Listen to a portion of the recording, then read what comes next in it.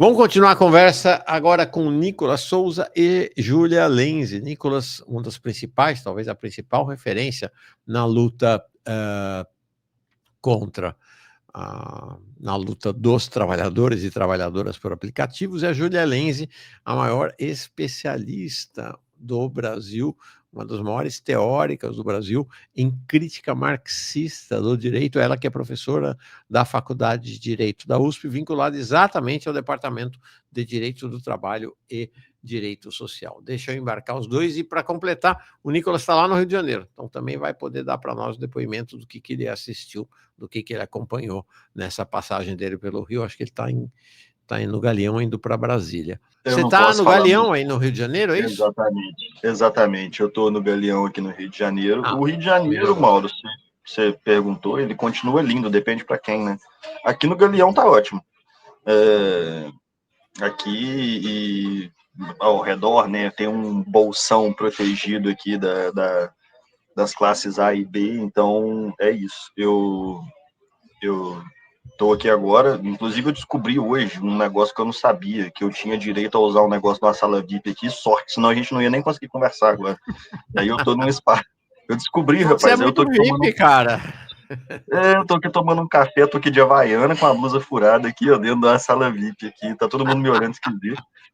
Mas é isso, eu descobri que eu podia.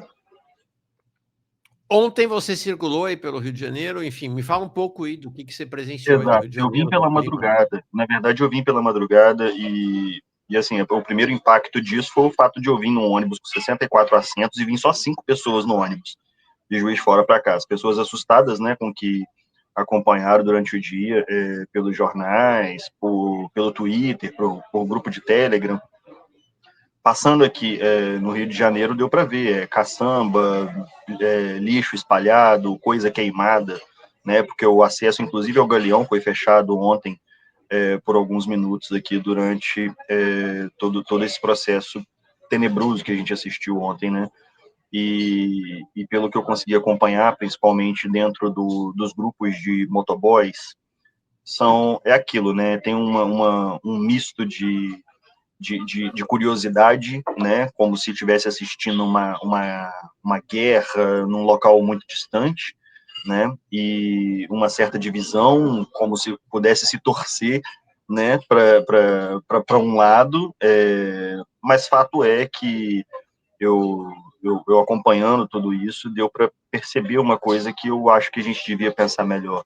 É necessário que a esquerda tenha uma proposta muito clara, muito concreta para a questão da violência, porque, por exemplo, para um entregador, quando eu estou circulando com a minha moto por aí e eu for roubado, eu não quero explicação, eu quero a minha moto, né? E a gente não tem condição de fazer isso hoje, e a esquerda não tem proposto, né? Nada. E com isso a direita ganha campo e ganha o apoio popular para poder fazer o que fez. É claro que quando a gente vê uma operação que termina com 122 mortos e contando, né, a gente tem que pensar assim, em tudo que deu errado para poder chegar nesse ponto, né? Não era isso, falta inteligência policial, falta o Estado implementar política que não seja do tipo ficar enxugando gelo atrás de enxugar gelo, né, e matando pessoas. Então falta tudo, na verdade. Deu tudo errado. Só que o nosso campo hoje, o campo progressista, não propõe. E foi uma coisa que eu consegui perceber. Mas, o Nicolas, tem uma questão, né?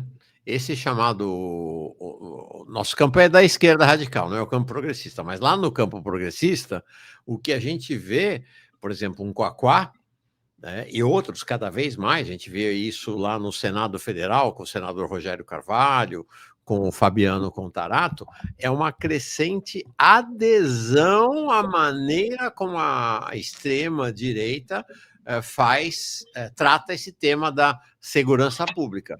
A gente não vê uma proposta alternativa, a construção de um outro projeto para tratar a segurança pública. É a simples adesão à maneira como a extrema-direita opera nesse mercado da segurança pública, né? Não, exatamente. Assim, a esquerda, vamos dizer, a esquerda palatável ao mercado, né, a esquerda progressista, o Fabiano Contarato e por aí vai, não tem proposta. Então, qual que é o caminho mais simples? é o adesismo mesmo, né, ao que existe, ao que tem de apelo popular hoje. E a esquerda revolucionária, na verdade, ela não consegue fazer um diálogo assim que seja simples, que seja propositivo, que alcance rapidamente, né, o ouvido do trabalhador. A gente vai ter todas as explicações possíveis, né? A gente vai poder falar, não, mas isso acontece por tal razão, não sei o quê, que a gente precisa fazer a descriminalização das drogas para poder acabar com o aparato policial repressivo. Ou seja, a gente vai falar tudo isso, o cara vai falar, mas meu amigo, e a minha bicicleta, entendeu? Que roubaram, eu faço o quê? Então é preciso que a proposta seja mais concreta, que ela consiga atingir mais rapidamente. Enquanto isso não acontece, o apoio popular vai seguir em torno desses massacres, e é por isso que eles têm toda a possibilidade de ir aumentando os números, massacre após massacre, vai acontecendo recorde após recorde, e a gente fica meio embasbacado, assim, sem saber exatamente como que reage. Falta uma proposta concreta do nosso lado. Sim.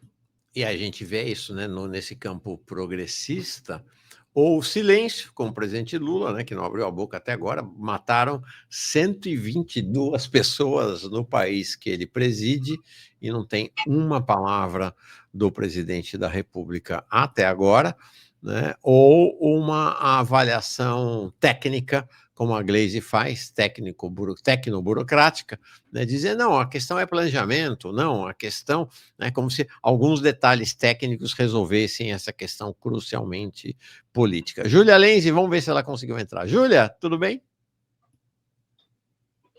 Não, estamos sem som. Pera, vamos fazer o seguinte, tira isso, tira da conexão do seu computador, vamos ver se vai. Não. Hoje é dia, viu? A Yasmin, agora a Júlia tá de dificuldade, vamos ver.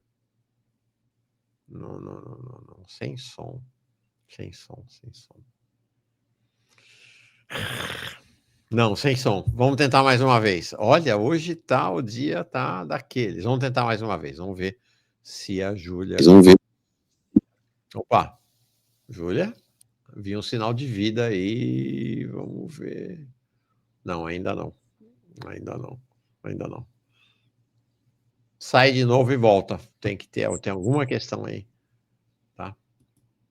Ô, Nicolas, bom, nós vamos tratar de dois temas, né? O tema da jornada, da luta pelo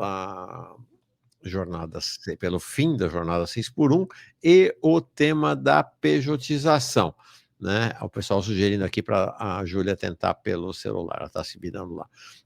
Jones gravou 2 vídeos curtos em relação a esses temas. Primeiro, jornada 6x1. Com medo, porque ela está vendo que, de um lado, explodiu, tá mais de 1 milhão de trabalhadores de aplicativos, né? Esses trabalhadores de aplicativos já começaram a se organizar. Opa, break dos aplicativos, articulação nos estados, demanda por aumento de taxa mínima, cobrança para mudar a dinâmica da governança algorítmica, transparência sobre como vai funcionar o algoritmo, uns debates também sobre custo da gasolina, sobre seguro, sobre a situação de trabalhadores de aplicativos frente à epidemia de acidentes de moto. Então os trabalhadores de aplicativos já começaram a se organizar. Por outro lado, tem uma demanda na sociedade relativamente forte, deu uma esfriada nas últimas semanas, meses, mas ainda forte, pelo fim da escala 6x1. Então, de um lado, os trabalhadores de aplicativo estão se organizando, de outro lado, você tem a campanha pelo fim da escala 6x1. Então, a burguesia ela parte para uma contra-revolução preventiva. Ó, vamos aprovar a pejotização, porque aprovando a pejotização, gente, presta atenção, viu? Se o Gilmar Mendes e Companhia Limitada aprovar a pejotização, não vale de nada acabar com a escala 6x1, porque aí é só nenhuma empresa nunca mais contratar ninguém como trabalhador. É todo mundo PJ, e aí o efeito do fim da escala 6x1 vai ser extremamente limitado. É a burguesia se adiantando, né? E, fazendo a contra-reforma administrativa, você piora tanto as condições de trabalho no setor público que isso vai reduzir a capacidade de mobilização e de barganha da classe trabalhadora no setor privado. Tá aí. Essa ideia, essa estratégia da burguesia, né? Aprova a escala 6x1, mas ao mesmo tempo aprova a pejotização e acabou. Não tem mais o tema da escala 6x1, na verdade, né? No caso de vocês, motorista aplicativo, a escala 7x0, né? Não, é totalmente interligado. Eu lembro que eu comentei isso numa entrevista que Antes do break desse ano, com o Intercept, a repórter Laís Martins, ela fez essa pergunta, falou, e o que é que os entregadores acham sobre o fim da escala 6x1? Bem, para a gente é fundamental, né? Porque aí, quando a gente melhora as condições do mercado de trabalho formal, né? A gente vai ver por aí, né, Mauro? Plaquinhas falando, contrata-se atendente, contrata-se balconista, não sei o quê. E essa vaga não é preenchida. Por que não é preenchida? Porque não faz sentido as condições que as pessoas estão oferecendo com salário mínimo. Você trabalhar numa escala 6x1, você não conseguir conviver com a família, né? O sujeito corre pro bico, né? E é isso, e vai trabalhar por um aplicativo, por exemplo. Como é que é, na estrutura que a gente tem hoje na sociedade, Mauro, como é que uma mãe de 2 filhos vai conseguir trabalhar como caixa de mercado numa escala 6x1, sem conseguir ver os próprios filhos, sem conseguir levar uma creche, né? Porque, tipo assim, existe a alta probabilidade de ela ter que fazer isso e não o homem, ou ela simplesmente ser mãe solo, né? Então, o que ela vai poder fazer? Ela simplesmente não vai ser atendente e vai trabalhar no aplicativo. Não é à toa que a gente está vendo, no ano retrasado, os dados do IBGE, era 95% de homens no aplicativo e 5% de mulheres. Aí, no ano passado, 90% de homens e 10% de mulheres. E este ano, no IBGE, a pesquisa que saiu na semana retrasada, 83% de homens e 17% de mulheres. Ou seja, está crescendo loucamente, e é justamente por essa razão. Então, para a gente é muito importante que o fim da escala 6x1 aconteça, porque assim a gente valoriza o mercado formal, é a pessoa trabalhando menos pelo mesmo tanto, significa valorização, né? E com isso a gente diminui esse fluxo de gente que está vindo para a pista, e aí a gente automaticamente valoriza, via lei de mercado, né? Via demanda e oferta. A gente automaticamente valoriza a nossa própria força de trabalho. Então é muito importante que o mercado formal se valorize para que o mercado informal se valorize também, né? Enquanto a gente vem brigando daqui. Agora tem isso, vai acontecer esse debate todo, e aí o Gilmar Mendes, a gente tomou de morador nessa, Mauro, porque a gente não tinha nada a ver com o documento inicial, aí o Gilmar Mendes, ele foi lá e meteu motociclista por aplicativo, no meio do despacho dele, assim, ó, de graça, né? A gente estava ali brigando ainda com aquele processo de recurso extraordinário da Uber no STF, Gilmar Mendes vem e enfia essa. E sem esperar nem um pouquinho, o iFood já veio e já estabeleceu uma rede de franquia, que é isso, né? Estabeleceu uma rede de franquia que chama Entregou. Ou seja, eles estão organizadíssimos. Eles estão organizadíssimos. Então, eles vêm via pressão popular, eles falam, beleza, o fim da escala 6x1 não vai dar para segurar. Mas se eu fizer contrato PJ com todo mundo, acabou a discussão, eu resolvo por outro lado. Então, a gente devia estar tão atento quanto o fim da escala 6x1. Eu sei que o apelo pelo fim da escala 6x1, ele pegou, né? Então, a gente precisa continuar martelando nisso, mas conhecendo quais são as estratégias do outro lado, né? Nesse meio tempo. Perfeito. Legal, vamos ver. Acho que a Júlia trocou aqui, acho que está entrando pelo celular, se eu não estou enganado, e aí, vamos ver, vai rolar. Oi, Júlia. Celular. Olá, pessoal. Agora vocês estão me ouvindo? Estamos sim, que bom que deu certo. Aqui em medidas precárias, porque a obsolescência programada acho que tomou conta do meu computador e provavelmente meu microfone não está recebendo atualização e por conta disso nenhum dos fones está funcionando. Naquela transição para o Windows 11, meu computador é de 2019, então imagino que seja isso. Acabei de pensar nessa possibilidade. Bom dia, então, Mauro, bom dia, Nicolas, bom dia a todo mundo que está nos ouvindo, nessa terça-feira, nessa quarta-feira sangrenta, né?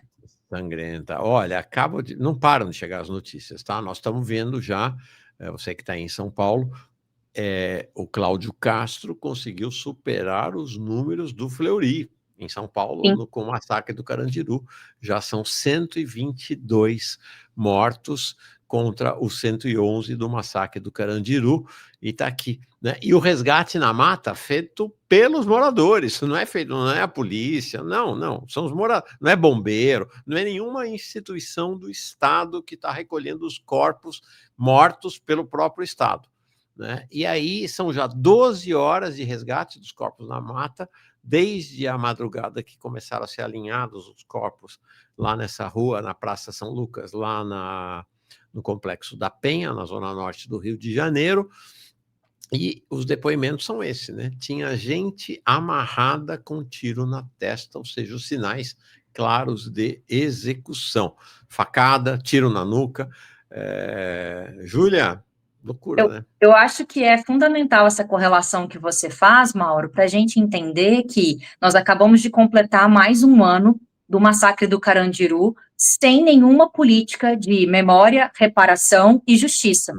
Quando a gente fala sobre a necessidade da justiça de transição, sobre a gente olhar para o nosso passado escravocrata, autoritário, violento, né, de acúmulo de genocídios perpetrados pelo Estado, genocídios que têm sempre corpos negros e racializados como alvo, quando a gente fala sobre isso, é a necessidade de entender que se ninguém foi punido pelo massacre do Carandiru, se não existe nenhuma cobertura, nenhum memorial em relação às suas vítimas, se o Estado for capaz de fazer o que fez dentro de uma instituição prisional, com pessoas que estavam sob a custódia do Estado, o que acontece agora no Rio de Janeiro é um novo capítulo dessa constância na nossa história. Então, eu acho que é muito bem-vindo o nosso horror, é muito bem-vindo o nosso assombro, mas também é necessário entender que, como a Cecília de Oliveira, repórter, colocou, isso tem sido cotidiano no Rio de Janeiro. A escala, o que nos assusta é a quantidade de mortos numa única operação. Mas a violência no Rio, o massacre perpetrado pelo Estado, o Estado atuando com essa violência totalmente às margens de qualquer legalidade, tem sido a terça-feira do Rio de Janeiro, como de fato foi. Você traz uma questão importante, né? Agora, em 2024, ano passado, o Tribunal de Justiça de São Paulo simplesmente extinguiu as penas, todas as penas, dos 74 policiais militares que haviam sido condenados pelo massacre do Carandiru. Acabou, não tem pena nenhuma para eles. E já tinham sido indultados pelo presidente Jair Bolsonaro, né, no último ato de governo, e a gente não, o Carandiru é um capítulo que precisa ser tão apagado da nossa história que a gente não só não tem nenhuma política de memória, de reparação ou de justiça, como foi necessário implodir aquele que foi o maior presídio da América Latina, botar abaixo todos os seus pavilhões, construir um parque em cima para que nem essa memória a gente tenha. Então, os sobreviventes do massacre do Carandiru não podem nem reestabelecer a memória do lugar, contar o que foi que se passou, porque não existe mais lugar. E é assim que a gente processa a nossa história, eliminando qualquer vestígio da violência do Estado na presença, inclusive, urbana.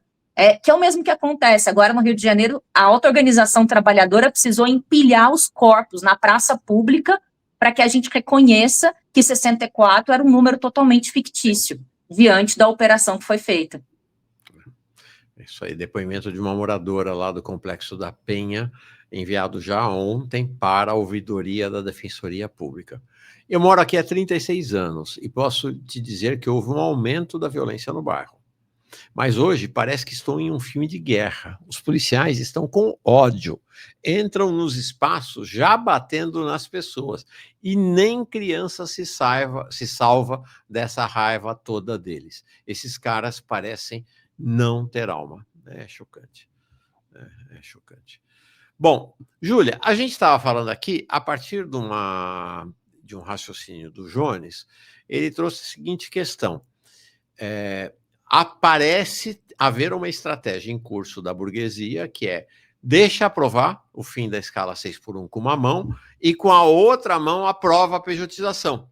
E com a aprovação da pejotização, a questão da escala 6x1, na verdade, some do mapa, né? Porque como a relação não é mais uma relação de trabalho entre pessoas e empregadores, ou mesmo autônomos e empregadores, entre empresa e empresa, o tema da 6x1 simplesmente vira fumaça, né? Como é que você vê essa possibilidade dessa ação da burguesia com o concurso do Gilmar Mendes? Júlia? Oi, voltou. Pronto, Oi. tá aí. Oi, vamos lá. Eu estava te ouvindo falando sobre como que a aprovação da escala 6x1, junto com o reconhecimento pelo Supremo Tribunal Federal da legalidade da pejotização, anula uma pauta por outra na classe trabalhadora. Era isso, né? Exatamente. Como é que você vê isso? Eu acho que a gente já comentou um pouco sobre isso das outras vezes em que eu estive aqui, inclusive quando eu e o Nicolas fizemos nosso primeiro encontro, que é sobre a necessidade da gente olhar para o histórico de formação da nossa classe trabalhadora e do nosso mercado de compra e venda da força de trabalho. É claro que há uma centralidade na luta da escala, no fim da luta pelo fim da escala 6x1, porque ela de verdade dialoga com a possibilidade de existência de um tempo de não trabalho, que é algo que grande parte da população hoje empregada já não tem. Mas aí, quando a gente coloca as determinantes raciais no jogo, na análise, a gente enxerga que, por uma boa parte da classe trabalhadora brasileira, a escala 6x1 sequer existia como direito. Essa parte significativa sempre trabalhou 7 dias por semana, 24 horas por dia. O componente de informalidade que forma o nosso mercado de trabalho, ele não é uma característica recente, né, da flexibilidade advinda dos anos 90. Ele compõe o histórico formativo da classe trabalhadora brasileira. E aí, quando a gente foca as nossas lutas no componente formalizado da classe trabalhadora e dialoga exclusivamente com trabalhadores CLT ou com funcionários públicos, a gente perde quem efetivamente está sustentando os níveis mais acentuados de exploração da classe. Então, acho que esse é um ensinamento muito importante para o processo de legalização das lutas trabalhadoras. Os sindicatos e as organizações legais da classe trabalhadora sempre tiveram uma dificuldade gigantesca de falar, de dialogar, de representar, de incluir na luta as frações da informalidade. E isso, com a uberização, com a plataformização do trabalho e com a terceirização, na minha leitura, foi exponenciado. Então, a gente tem um déficit de diálogo, um déficit de reconhecimento de que quem teve, historicamente, jornada 6x1 no Brasil é um componente predominantemente branco da classe trabalhadora. E que já estava numa situação, entre várias aspas, de privilégio em relação às condições de trabalho e de remuneração de um outro componente, sobretudo enegrecido da classe trabalhadora. Então, a nossa clivagem racial interfere diretamente na nossa capacidade de organização da classe trabalhadora como um todo. Aqui a importância da gente voltar a falar de classe, da gente voltar a falar que trabalhador é todo aquele que vive do seu trabalho, seja ele formal ou informal. E que essa chave da formalidade e informalidade, ela é manejada pelo poder do capital, inclusive pelo poder jurídico, para fracionar, para dividir, para jogar trabalhador contra trabalhador. Então, se a gente entende classe trabalhadora como quem sobrevive do seu suor e sangue diário, que se parar de trabalhar não tem o que comer, a gente supera essas divisões e consegue auto-organizar a classe a partir dos seus interesses enquanto classe, e não fracionada por essas divisões jurídicas, e aqui o direito, como forma jurídica do capital, tem um papel fundamental nisso, né? Os juristas, principalmente os progressistas, têm uma dificuldade gigantesca de entender que o direito sempre estará ao lado da burguesia. Por mais que a gente tente torcê-lo, distorcê-lo, interpretá-lo, no final das contas, é ele que garante a exploração da classe trabalhadora. Afinal de contas, a gente é contratado mediante contrato, seja ele contrato formal ou informal. Importante isso. Olha, essa foto, a partir do que você falou, Júlia, muito marcante, né? Essa é a foto de alguns dos presos lá no Rio de Janeiro. Só tem jovem negro. Só tem jovem negro. E antes de vocês entrarem, por sinal, um jovem, já não tão jovem assim, mas um jovem negro, estava aqui com a gente falando sobre o tema da tarifa zero, o Paik Santarém, falando exatamente isso, o quanto o tema da tarifa zero relaciona-se ao tema da mobilidade urbana e o quanto a mobilidade urbana tem um recorte de classe e racializado, né? O sistema de transporte coletivo é feito para conter especialmente a juventude preta periférica e impedir que ela saia do aprisionamento, né, nas periferias distantes, para que ela não invada o espaço preservado aos brancos de classe média, a burguesia, e assim o vai, né? Então, esse recorte simultaneamente classista e racial para esse olhar para a realidade, né? Fundamental, parece, Júlia. E é interessante a gente observar que essa foto é uma reedição da foto clássica do Carandiru. É a mesma posição, são os mesmos corpos descarnizados, são as mesmas cores das pessoas, e é o mesmo público. É uma foto, é uma reedição da foto histórica pós-massacre do Carandiru no pátio da casa de detenção com os sobreviventes. Então, acho que é interessante também a gente pensar que, independentemente da vinculação ou não dessas pessoas com organizações criminosas, com milícia, o fato é, se supostamente a gente vive num Estado democrático de direito, existe um devido processo legal. Essas pessoas precisam ser presas pelo Estado e o Estado é responsável pela integridade física dessas pessoas, pela integridade psicológica dessas pessoas, elas têm direito a responder a um processo penal e, se forem condenadas, cumprirem penas que possibilitem a sua reinserção social, pelo menos é toda essa beleza que diz as nossas normativas. E aí eu acho que, fora disso, o que a gente tem é a barbárie. Barbárie essa que todas as periferias, sejam elas do Rio de Janeiro, de São Paulo, de Recife, de Salvador, já experimentam desde sempre. Essa expressão Estado Democrático de Direito, na sua versão jurídica, só existe novamente para pessoas brancas e que ocupam posições privilegiadas na estrutura social. Porque para preto, pobre, favelado, a resposta estatal sempre foi a violência aberta, inclusive com potencial de morte. Nicolas.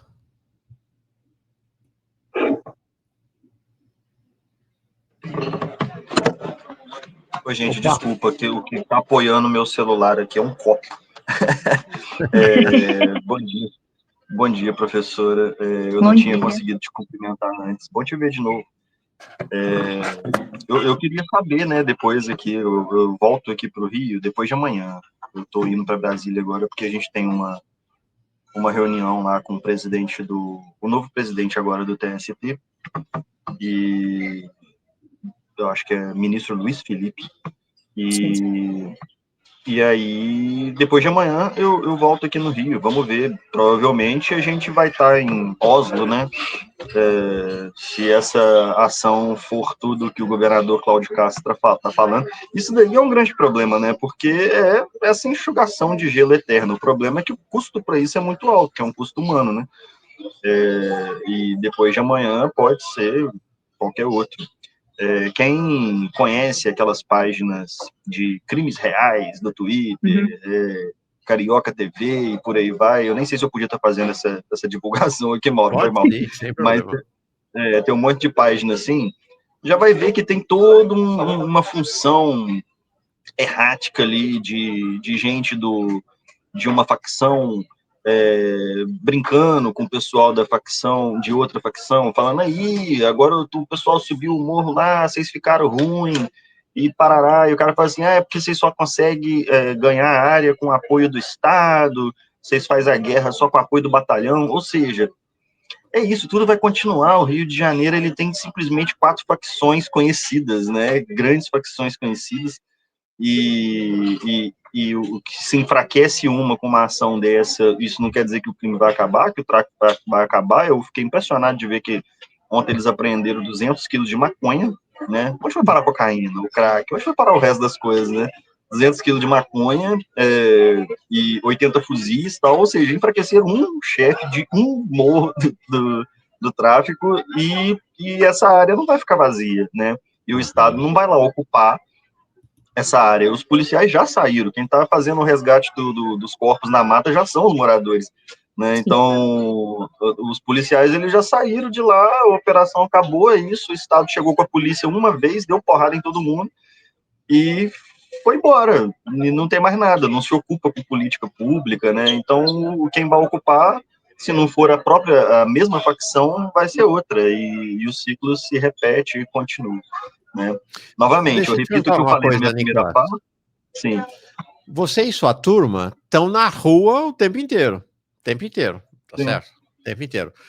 Vocês identificam, você está lá em Juiz de Fora, mas você está saindo do Rio, tem contato com o pessoal do Rio, a presença das chamadas facções e do crime organizado é visível para vocês quando estão circulando ou não?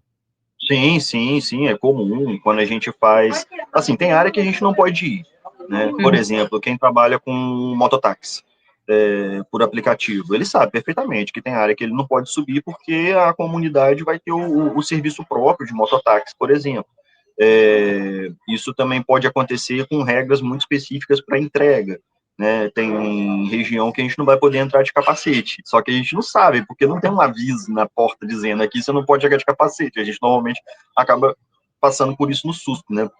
Eu já passei por isso algumas vezes, tanto como motorista de aplicativo, quanto como entregador, né, assim, da gente já ser cercado, ser abordado, tal, falou, meu irmão, tem que tirar o capacete aí e tal, às vezes um frio, a gente andando de capacete, balaclava, aí tem que tirar tudo, e fala assim, ó, até você sair do morro aqui, não tem como você continuar com capacete nem com balaclava, tem que mostrar a cara, senão eu não sei quem tá andando, né, então, sim, é totalmente presente, a gente percebe isso o tempo todo, e é comum a gente ter vídeo de trabalhador, por exemplo, que por ter errado o caminho de uma comunidade. É muito comum a gente ver o Waze jogou o Uber dentro da favela não sei qual, e aí o motorista foi pego, às vezes apanha.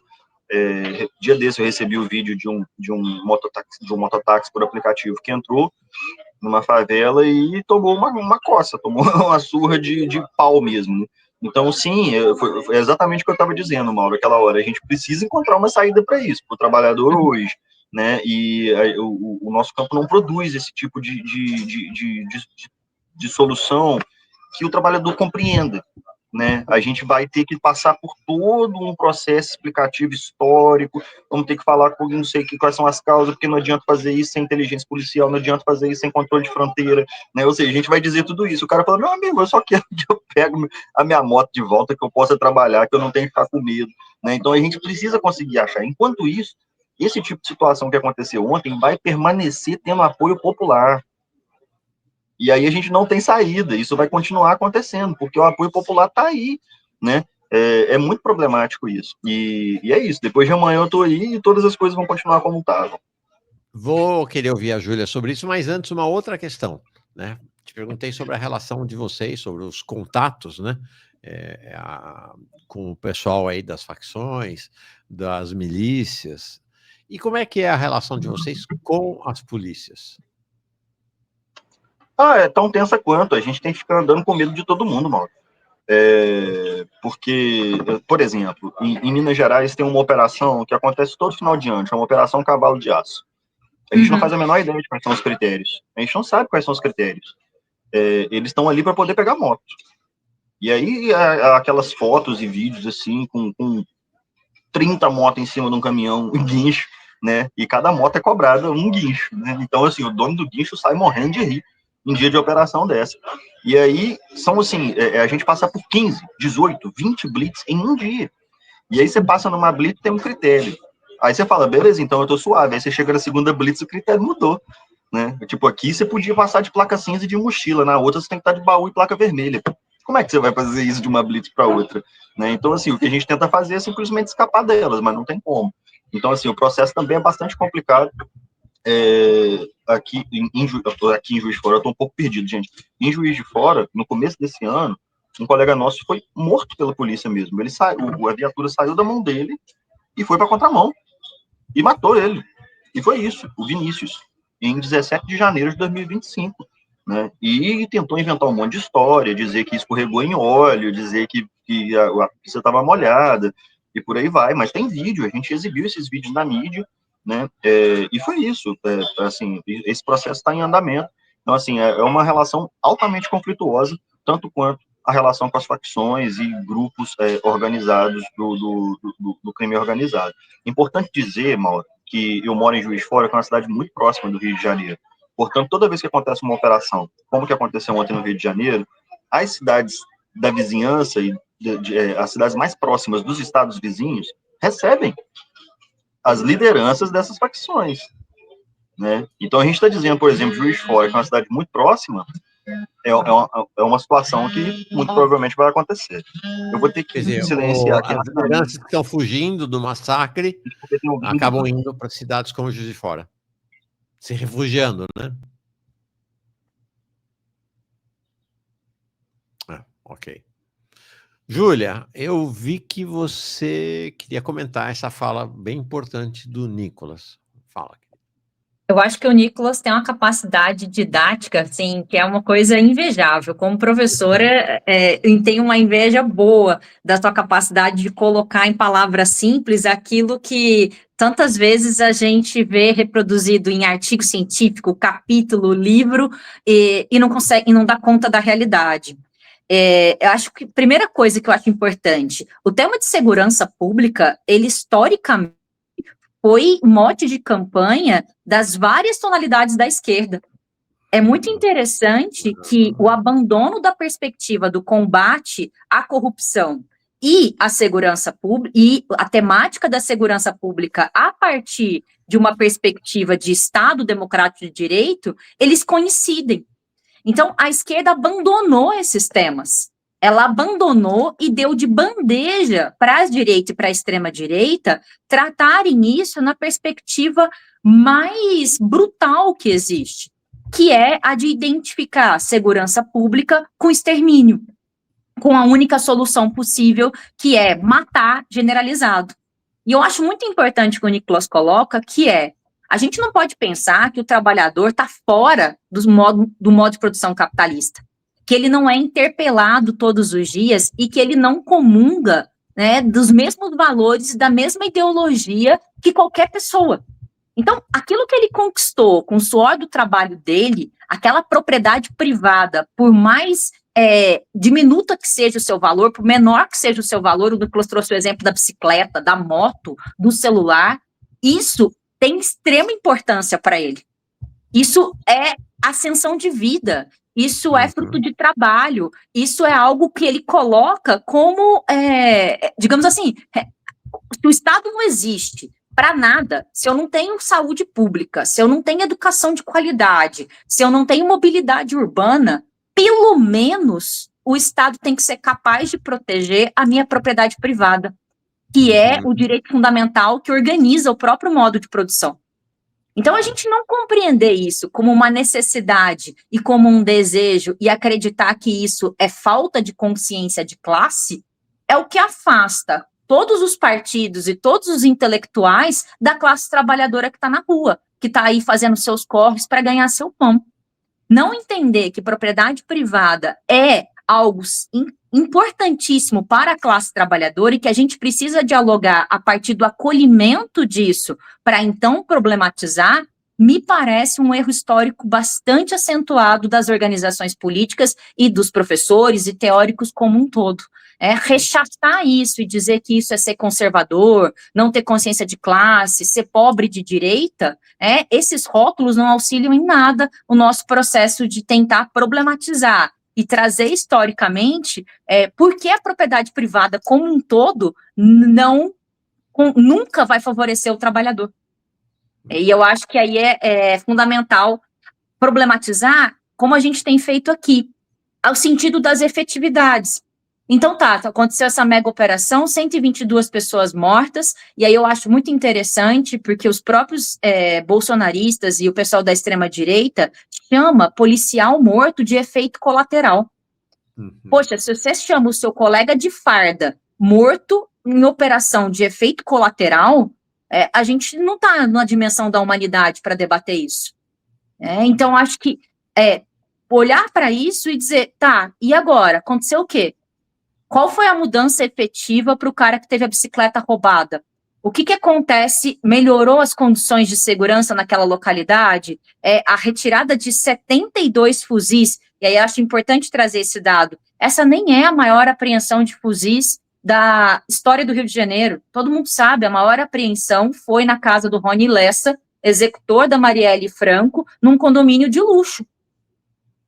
Então, trazer para a população que o problema da segurança pública passa pelo fluxo financeiro, passa pelos condomínios, passa por quem ganha dinheiro com essas operações, da mesma maneira que quem ganha dinheiro com as operações do cavalo de aço da Polícia Militar de Minas Gerais são as empresas de guincho, a gente também tem que se perguntar quais são as empresas que estão ganhando com esse sangue todo derramado lá na Praça São Lucas. Quem é que está por trás desse processo e quem é que está enchendo os bolsos, para não falar palavrão aqui, com o dinheiro, porque o Estado custeou essa operação. Sim. Eu acho bem importante pontuar isso, e aí sim, a gente cultivar ódio de classe a partir do referencial correto, que não é condenando quem se sente lesado quando tem o celular roubado, mas tentando mostrar quem é que ganha com a política de sistemático roubo de celular em determinada área, feito para continuar alimentando determinadas, digamos assim, estruturas do Estado que reproduzem a lógica de violência em cima dos mesmos corpos. Então, o problema não está no menino que roubou o celular. O problema está em quem ganha que esse menino continue roubando o celular naquela mesma localidade, antes de ser morto por qualquer batalhão da Polícia Militar. Acho que essa é uma boa chave para a gente debater segurança pública a partir de um viés de classe. E aí eu queria deixar, na verdade, uma indicação, Mauro. Eu ia te mandar isso ontem no WhatsApp, mas me embananei. Você tem que chamar aqui Graciele Araújo para falar um pouco sobre a milícia como evolução da forma polícia. Ela fez um trabalho espetacular para compreender como nascem as milícias, muito a partir da produção do Cláudio Castro, que tem aquele livro famoso dos Barões ao Extermínio, mas a partir de uma crítica radical, para a gente entender que essa questão da milícia, do Estado, do poder paralelo, entre aspas, das facções criminosas, como ela pode ser pensada numa chave de radicalidade exatamente para responder quem ganha com tudo isso. Perfeito. Vou querer sim, depois você me passa o contato dela, vou atrás, vou trazer ela aqui. Deixa eu dizer uma coisa sobre essa questão, que é assim, vocês estão trazendo um tema que é assim, precisa olhar o que está por trás. Quais são os interesses que estão movimentando as ações? Então, por exemplo, e aí quero fazer um paralelo. Quando você olha o Fernando Haddad defendendo a taxação dos bancos, e você fala, nossa, e em nome do povo, em nome da defesa dos interesses do povo brasileiro, você fala, nossa, que legal, né? Tá atacando os bancos. Aí quando você desce um nível e vai entender do que ele está falando, ele não está falando da taxação dos bancos, ele está falando da taxação das fintechs, dos bancos digitais. Então, ele não está falando em defesa do povo, ele está falando em defesa da Febraban, que se sente numa situação de desvantagem competitiva porque os bancos digitais pagam menos impostos do que a Febraban.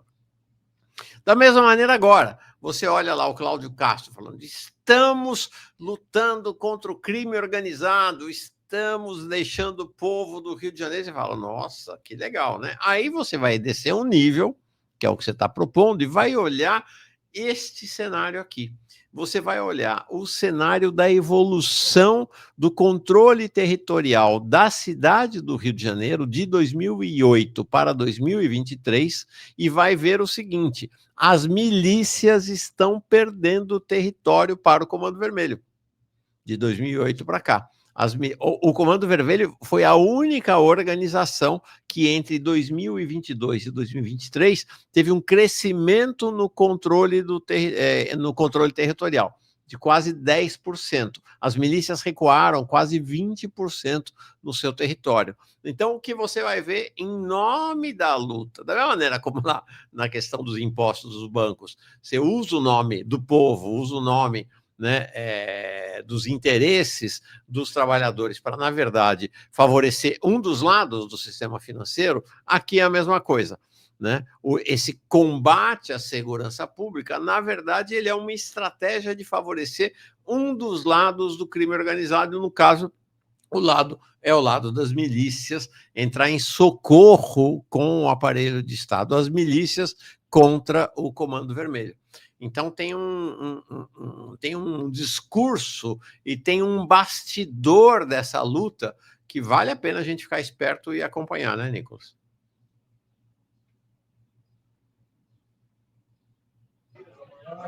Tropa de Elite 2, o inimigo agora é outro. É só assistir, tá tudo lá. Tá tudo lá. Exatamente como aconteceu, com as mesmas localidades, os mesmos personagens. É claro que a gente não pode fazer esse estudo baseado num filme, mas quem escreveu o livro que baseia o filme é um ex-capitão do BOPE, Rodrigo Pimentel. Então é bastante interessante, assim, porque o cara vê de dentro, consequentemente, ele tem uma certa moral para poder falar a respeito desse assunto. Assim, eu acho importante, Mauro, a gente não cair muito no deixa que eu chuto, porque é assim que resolve. De fato, a solução não é simples, né? Não é uma solução imediata, só que é preciso ter um nível, a gente precisa ir avançando nos degraus, né? Precisa ter alguma resposta de curto prazo, precisa ter alguma resposta de médio prazo, e a gente precisa, obviamente, chegar lá onde a gente quer, que é uma coisa para longo prazo. A minha crítica, que eu normalmente tenho a isso, é o fato da gente acabar sempre sendo desmoralizado no debate público, porque quando a gente vai falar a respeito de alguma coisa, a gente só quer enxergar o ideal, né? A gente só quer enxergar o longo prazo e menos do que isso não dá. E aí, quando a gente vai falar só a respeito do ideal, e que imediatamente a gente é desmoralizado no debate público, eu falo isso assim, eu tô falando com meus parceiros, né? Eu falo alguma coisa, eu falo assim, pô, mano, mas e o problema da educação? Por que o Estado não chega, por exemplo? O cara não quer saber. Ele vai virar e falar assim, ah lá, marmita de bandido, tá ligado? Ah lá, já começou a passar pano. Ou seja, desmoraliza-se o debate não acontece, porque de fato não tem uma proposta de curto prazo. O cara ele não vai sentir, com esse tipo de situação que aconteceu ontem, ele não vai sentir que resolveu o problema, mas vai satisfazer o desejo de vingança. É falar isso mesmo, porque eu fui roubado uma vez, eu guardei isso comigo, eu tô com esse rancor aqui que eu perdi um bem meu, e aí foram lá e mataram o cara, beleza, mataram é isso mesmo, bandido tem mais é que morrer, e aí simplifica demais. E a gente sempre termina desmoralizado quando a gente fala, mas meu amigo, isso não vai resolver. O cara sabe que não vai, entendeu? Mas pelo menos alguma coisa, é alguma resposta que está sendo dada. E é por isso que é bem aceito pela população, né? E a gente precisa conhecer, obviamente, o nosso povo e o que movimenta ele, se a gente quiser fazer qualquer tipo de proposta e disputar o debate público, né? Se a gente se colocar nessa posição, eu lembro que eu comentei isso aqui no último encontro nosso, professora, se a gente se colocar nessa posição assim, de vira para o sujeito a ser mobilizado e fala, você é um imbecil, você não sabe nada, você tem que estudar, né? Se a gente se coloca nessa posição, pronto, a gente já perdeu, né? Então a gente tem que vir, na maior humildade, entender, né, que o povo está revoltado, porque não sente segurança ao sair de casa, não sente segurança para trabalhar, né? E que a gente não tem nenhum tipo de proposta, a gente quer dar aula no momento em que a pessoa precisa de uma resposta, né? A direita chega desse jeitinho, ela vem e fala assim, não, o negócio é isso mesmo, você tá com um fuzil, a gente mete o tiro na cabecinha, porque aqui é olho por olho, aqui é lei de Italião, que não sei o quê, e aí o cara fala, é a única proposta que tem, então vamos nessa. E por que é a única proposta que tem? Porque a gente não tá fazendo. E não tem esse vazio na política, né? E a gente precisa fazer. Eu posso fazer um comentário que eu acho que o Nicolas trouxe uma coisa que eu acho que é bem importante, claro, né? Esse sentimento de vingança e essa questão de ressentimento. Só para fazer um salto aqui no nosso debate, mas que eu acho importante, dos dados que saíram agora da pesquisa do IBGE a respeito, né, da plataformização do trabalho, que considerou diversos nichos de trabalhadores por plataforma, né, desde a prestação dos prestadores de serviço, entregadores e motoristas de aplicativo, acho que tem um dado interessante, que é que quase 50% dos motoristas e entregadores têm ensino médio ou superior completo, sobretudo dos motoristas por aplicativo. E por que eu estou chamando atenção para esse dado? Porque eu acho que existe uma geração da classe trabalhadora que é uma geração que comprou uma promessa de ascensão social pelo trabalho e pelo estudo, e que não teve resposta alguma do Estado e da economia. Então, gente que conjugou trabalho de 12 horas por dia com faculdade à noite, sobretudo por meio da expansão das vagas em faculdades privadas, de vários programas. Foi a primeira geração de diversas famílias a obter diploma em ensino superior, né? Então, conseguiu dar esse salto qualitativo, só que na hora de se inserir no mercado de trabalho, encontrou vagas absolutamente precarizadas, com remuneração próxima a 1,5 salário mínimo. E acabaram sendo, entre aspas, optando ou sendo jogados para essa economia das plataformas, e tem uma frustração gigantesca. Porque nós somos de uma geração, né, e acho que aqui eu e Nicolas temos idade próxima, para quem foi prometido que com estudo, com qualificação, né, com trabalho, se ascenderia e se garantiria a compra dos direitos que não eram assegurados pelo Estado. E essa possibilidade nunca aconteceu. Então, se o Estado não me fornece educação, eu compro educação com o meu trabalho. Mas com qual trabalho? Se a gente tem os postos de trabalho com baixa complexidade, com péssima remuneração, e a gente não consegue, por exemplo, entender a aversão dos trabalhadores à CLT. Porque boa parte dos postos de trabalho formalizados, que estão em contratação mediante CLT, tem salários baixíssimos, que impedem o trabalhador e a trabalhadora de assegurar condições dignas para sua família. Então, ele até pode ter um emprego CLT, mas ele vai fazer complemento de renda, correndo pelo iFood, sendo motorista do Uber, e etc. Então, acho que é interessante a gente lidar com essas promessas não cumpridas da nossa democracia. Promessas que foram feitas e que jamais foram realizadas. E que mostram para a gente que se essa classe não for disputada, ela vai cair nos braços da extrema-direita, do fascismo, porque é uma linguagem muito simples. Pensamento complexo, com contexto histórico, é algo que precisa ser desenvolvido desde uma aproximação com a base. Agora, por meio de plataformas digitais, com vídeo curto no TikTok, é tiro na cabeça que é o que ressoa. Que é o que traz a resposta imediata, que é o que traz essa sensação de, como disse o Nicolas, de vingança. Então, acho que não entender esse processo também me parece importante, da gente ver que, assim, os trabalhadores brasileiros fizeram a promessa, cumpriram a sua parte no acordo feito com a burguesia, tentaram se qualificar, formaram-se, muitos deles, em universidades, acessaram o ensino público por meio das cotas raciais. No entanto, qual é a resposta que o capital tem dado para eles? Uma constante diminuição de rendimento, um aumento sem precedentes da violência e uma exclusão cada vez mais acentuada. Aquilo que, às vezes, foi possível para os pais conquistarem, comprar um terreno para fazer uma autoconstrução, já não é possível ser feito pelos próprios filhos. E eu acho que aqui entra algo importante, que é a gente desistiu de batalhar pela radicalidade a partir desse ódio, desse ressentimento de classe. Voltar isso para onde ele deve ser voltado. A gente abriu mão disso em nome da Constituição, do Estado Democrático de Direito, da soberania nacional, essas coisas que eu brinco que é princípio Miss Brasil. Porque ninguém sabe o que significa e fica todo mundo repetindo. Vamos disputar ódio de classe, dar nome às coisas. E eu acho que é muito importante que a gente passe a dar nome às coisas, inclusive que a gente não seja sequestrado exclusivamente pelo debate eleitoral. As eleições estão no ano que vem, não é hora da gente discutir isso, não é hora da gente apontar dedos. Então, quando vai ser? Eu acho que essa é uma boa pergunta. Não, olha, gente, eu vou dizer para vocês, esta pesquisa do IBGE era originalmente o tema da conversa de hoje, né? Mas nós fomos atropelados pelo massacre do Rio de Janeiro, acho que justificadamente. Então, desde já eu informo, né? Teremos uma nova conversa entre Júlia e Nicolas, que eu gostaria muito que a gente detalhasse essa pesquisa do IBGE. Acho que ela tem preciosidades, ela traz revelações efetivamente muito preciosas. Aí eu combino, garanto para vocês que da próxima vez a Júlia vai entrar com som desde o começo, que o Nicolas também vai entrar num lugar que ele esteja tranquilo para conversar, e aí vamos fazer essa análise, eu acho fundamental, sobre essa pesquisa do IBGE. Vocês topam? Pode ser? Pode ser? Vamos marcar de novo? Combinado. Vou ver se no final da semana que vem a gente faz essa conversa. Nicolas, você está embarcando então para Brasília, né? Eu tô atrasadíssimo, não era para eu estar aqui com vocês, mas a conversa tá maneira, então eu tô aqui, mas eu não podia estar aqui, eu devia ter... Vai embora, homem!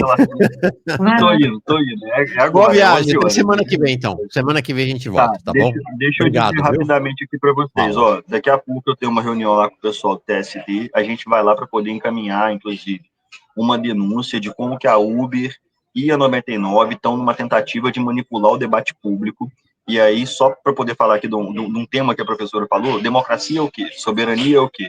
Soberania e democracia é quando duas gigantes globais não tentam manipular o debate público e atravessar o debate legislativo por meio de manipulação das pessoas, dos usuários e dos trabalhadores. Eles estão mandando mensagem direto, eles estão quebrando a LGPD, utilizando os dados de cadastro dos usuários e dos trabalhadores para a finalidade para a qual aqueles dados não foram coletados, né? E estão mandando mensagem com link para que eles se mobilizem e pressionem os deputados contra um projeto de lei que fere o interesse deles. Todo mundo lembra que isso aconteceu em 2022, se eu não estiver enganado, com a Google e o PL das fake news, agora está se repetindo com esse projeto de lei do Maurício Neves, que trata a respeito de mobilidade urbana, e a 99 e a Uber tentaram, de todas as formas, mobilizar as lideranças para que fizessem lobby para elas.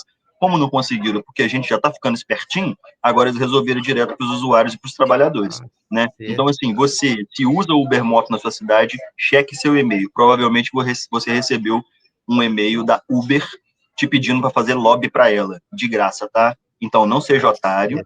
Quem é interessado pelo serviço não é você, é quem lucra com o serviço, tá? Então, assim, por favor, não vai fazer lobby para as empresas, eu deixo aqui de uma vez, só que a gente não está falando isso só aqui, vamos levar isso para o presidente do TST, para a gente poder começar a tomar medidas cabíveis desde já, com relação a esse tipo de atitude que as empresas estão fazendo, é absolutamente inaceitável e fere princípios da soberania, se a gente souber o que soberania de fato significa. Quem altera o processo legislativo, altera uma eleição, tá? Mas eu me coloco à disposição, Mauro, um prazer te rever, professora, para a gente poder discutir depois a pesquisa do IBGE, que, como você disse, realmente é muito importante, muito esclarecedora, tá? Vocês me desculpem sair correndo assim, mas de fato, se eu não sair, boa viagem, homem, boa viagem. Grande abraço, tá? Boa viagem, Nicolas, prazer te rever, tchauzinho. Valeu. Sabe, Júlia, só para encerrar, e a gente semana que vem volta, é muito, porque você vê que é tudo o universo da violência, né? Contra os trabalhadores, contra a população periférica. Melhor, ainda melhor. Assim, eu estou realmente precária aqui, eu estou segurando meu celular, e do outro jeito treme meu Deus mesmo. Do céu. Na semana que vem vai estar bem melhor todo mundo aqui. Vai. É o seguinte, a chacina lá do Rio, Júlia, tem a ver com essa violência que a Uber e a 99 fazem, que é querer obrigar os trabalhadores a fazerem lobby para elas, contra os trabalhadores, né? Tem a ver com esta violência, que é a violência de o Estado acenar como a cenoura da educação formal como uma condição de ascenso econômico e social e puxar a cenoura na hora que você está chegando com ela perto da boca para dizer, não, você estudou, mas você não vai ter ascensão nem econômica nem social. Então, você está vendo? Os trabalhadores são cercados o tempo inteiro por operações mais ou menos explícitas de violência. Mas todas elas violentas, né, Júlia? Impressionante. Eu acho, Mauro, que tem duas coisas que eu acho que é importante a gente falar. Eu sempre tomo essa bola porque eu acho ela importante. Que é o seguinte, o Estado e todo o modo de produção capitalista, ele opera numa dinâmica entre ideologia e violência. Não é possível o Estado matar 122 pessoas ou mais durante um dia, com claros sinais de execução, sem que haja uma ideologia muito forte sustentando a legitimidade dessa ação. Então, essa história do bandido bom é bandido morto, essa ideologia, ela sustenta e ela propicia que o governador do Rio de Janeiro vá à rede dizer que a operação foi um sucesso. E não importa se ela foi um sucesso ou não. Importa que, para digamos assim, as necessidades das empresas diretamente interessadas, e aí eu acho muito importante que a gente fale que, quando a gente fala em empresa, a gente não está falando no sentido legal. É muito importante entender que facções criminosas e milícias são empresas que fornecem serviços e que vendem mercadorias. De novo, a gente usar a chave da legalidade e ilegalidade para pensar isso é corromper uma análise de totalidade. Então, o Comando Vermelho, o PCC, a Milícia de Rio das Pedras, todas elas são empresas. Todas elas funcionam com base na exploração da mão de obra. Todas elas estão interessadas em lucro. E aí, a dimensão da violência ganha outro patamar quando o Estado não só age para a defesa dos interesses das empresas legalmente constituídas, e faz isso de maneira muito ideológica, por exemplo, com o exemplo que o Nicolas trouxe agora, permitindo que gigantes globais, que detentoras de cadeias de produção de valor em sentido global, possam influir diretamente no processo legislativo sem nenhuma interferência por parte do Estado. Isso é defender interesse dos capitais. Mas também é defender interesse dos capitais usar aparato repressivo do Estado numa cidade do tamanho do Rio de Janeiro para poder delimitar zonas de influência de Comando Vermelho, de milícia. Isso também é defender interesse do capital. E aí eu acho que isso é muito fundamental para a gente entender que isso aqui nada mais é do que livre concorrência, intermediado pelo Estado. É intervenção do Estado na economia. É isso. E levar esse debate para a compreensão do público é o nosso grande desafio. Perfeito.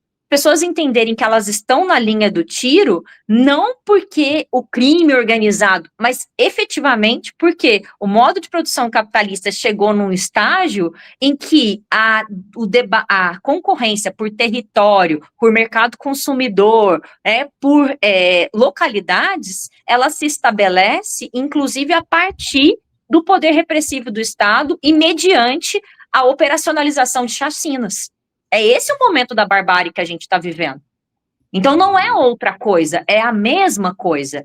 O Uber e iFood estarem brigando no STF para poder acabar de vez com qualquer regulamentação do trabalho, tal como nós conhecemos, e permitir uma contratação direta, transformando o próprio trabalhador em empresário de si mesmo, é um lado dessa dinâmica. O outro lado a polícia está na rua para matar gente, para reestabelecer uma dinâmica de territórios a partir do conflito armado entre Comando Vermelho e milícias. Tudo isso está dentro do mesmo componente. E é isso. Eu tenho muito medo dessas análises que focam exclusivamente no genocídio, na chacina, perpetradas pelo Estado, e acreditam, primeiro, que esse é um problema pontual, partindo exclusivamente da posição política do governador do Rio de Janeiro. Eu acho que essa denúncia tem que ser feita, mas acho que pensar desse jeito nos impede de ver efetivamente que, tal como provou a própria operação da Polícia Federal na Faria Lima, o PCC está dentro do circuito de valorização. O Comando Vermelho também está. Maconha, cocaína, crack, para além de drogas ilícitas e para além da tutela do direito penal, são mercadorias. Movimentam montantes gigantescos. E tem muita gente morando na Tijuca, morando nos Jardins, que se beneficia diretamente dessas empresas. Só não está tomando tiro, mas está passando muito bem com seus fundos e com seus capitais sendo movimentados a partir dessa guerra. Fantástico, Júlia, fantástico, perfeito. E entender, né, Júlia, que a mão que balança o berço da chacina, do massacre, das 122 ou mais mortes no Rio de Janeiro, é a mesma mão que balança o berço da pejotização. Sim. A mesma mão. A mesma. Não é outra. Né? Não é outra. E que uma coisa está diretamente ligada com a outra. A gente só pode imaginar permitir a contratação de uma pessoa mediante um CNPJ e tratá-la em condições de igualdade para negociar com uma empresa que tem capital mundial, que é do tamanho da Uber, se a gente considerar absolutamente normal que o Estado vá para a rua numa terça-feira e execute 122 pessoas. As duas coisas são a normalização completa da forma como se reproduz hoje o valor dentro dessa etapa financeira e absolutamente selvagem do capitalismo. Para mim é isso. Perfeito. Gente, semana que vem, se der, se a agenda deles permitir, a gente volta com essa dupla. Vai virar uma dupla. Daqui a pouco vocês estão escrevendo um livro juntos. Né? Júlia Lenze, imagina? E Nicolas Souza voltam aqui semana que vem aí para a gente mergulhar com mais detalhe nessa pesquisa muito interessante, efetivamente, do IBGE. Júlia, super obrigado. Imagina. Boa semana para ti. Para você também, me desculpa, pessoal, pelo problema de áudio, vou tentar resolvê-lo, tá? Comprando mais uma mercadoria. É isso aí. Um abraço. Tchauzinho.